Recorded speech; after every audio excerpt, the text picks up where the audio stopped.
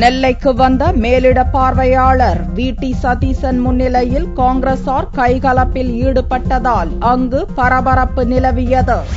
கேரள மாநிலம் பரூர் காங்கிரஸ் எம்.எல்.ஏவும் கட்சியின் தமிழக மேலிட பார்வையாளருமான வி.டி. சதீசன் நெல்லைக்கு வருகை தந்தார். வண்ணாரப்பேட்டையில் உள்ள கட்சி அலுவலகத்தில் நடந்த ஆலோசனைக் கூட்டத்தில் கலந்து கொண்டார். இக்கூட்டத்தில் எம்பி ராமசுப்பு, முன்னாள் அமைச்சர் தனுஷ்கோடி ஆதித்தன், மாவட்ட தலைவர்கள் மோகன் குமாரராஜா உள்ளிட்டோர் பங்கேற்றனர். வரும் லோக்சபா தேர்தலில் காங்கிரஸ் கட்சியின் நிலைப்பாடு, தேர்தல் கூட்டணி ஆகியன குறித்து ஆலோசிக்க திட்டமிடப்பட்டது. முன்னதாக செய்தியாளர்களை மேலிட பார்வையாளர் சதீசன் சந்தித்த போது உள்ளூர் பிரச்சினைகளை பேசிவிட்டு தேர்தல் குறித்து பேச வேண்டும் என்று சிலர் கூச்சலிட்டனர். கட்சியினரை அமைதியாக இருக்கும்படி சதீசன் வலியுறுத்தியும் பல்வேறு கோஷ்டிகளாக செயல்பட்டு வரும் காங்கிரசார் பெஞ்ச் மீது ஏறி நின்று தகாத வார்த்தைகளை பேசி கலேபரம் செய்து கைகலப்பில் ஈடுபட்டனர்.